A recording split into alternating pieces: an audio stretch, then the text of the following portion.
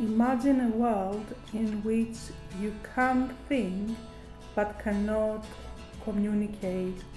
What if that was your reality?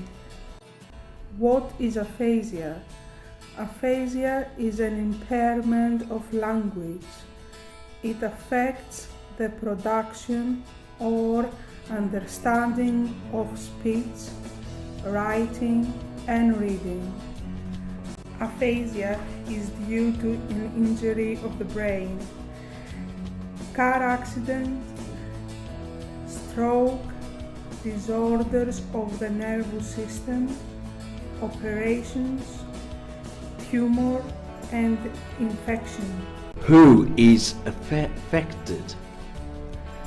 Do you know that there are more than 350,000 people with aphasia in the UK?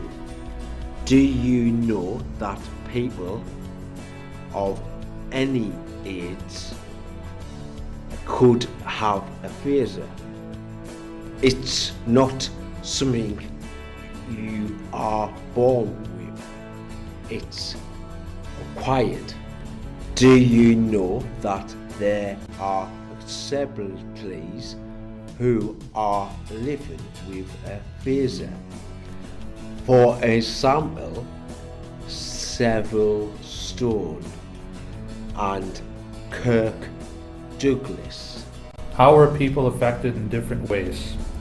People can have difficulty with speech. Sometimes it's hard to find the right word and sometimes say a different word to what they mean. People can have difficulty with reading and writing. People can have difficulty in understanding and following conversations. It can be hard to meet new people. Aphasia can have a huge impact on people's lives. It can have an impact on the individuals, of course, and their ability to use language in everyday tasks, but also on their relationships with people, so their relationships with friends and family. Some people are unable to access activities that they may have done before they had aphasia. So, for example, some people find it difficult to return to job roles. If you think about the types of communication difficulties that people with aphasia have, skills that are required for jobs or for everyday activities can be very severely affected.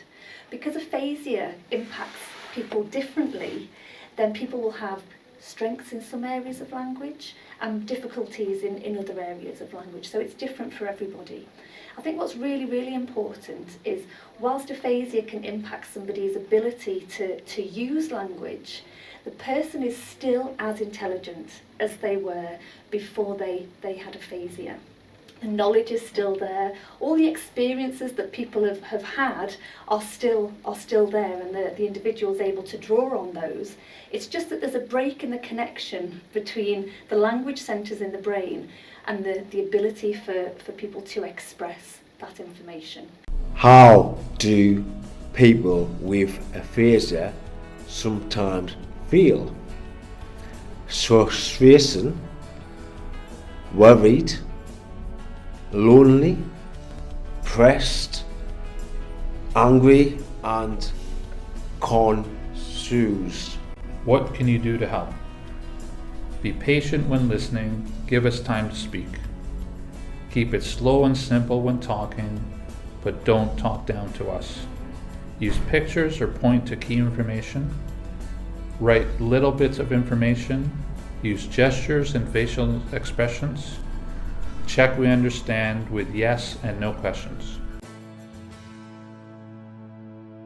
But remember, people that have aphasia are still intelligent, know what they want, are capable adults, and can make their own decisions. Intelligent, capable, decisions. Well, Well, speech and language therapy uses a range of evidence-based approaches to help a person who has aphasia. So we would look at the type of aphasia that a person has, so which aspects of language have been affected, so whether it is the person's understanding of what they read or what they hear, or whether it's their expression, so their ability to say words or to get their message across.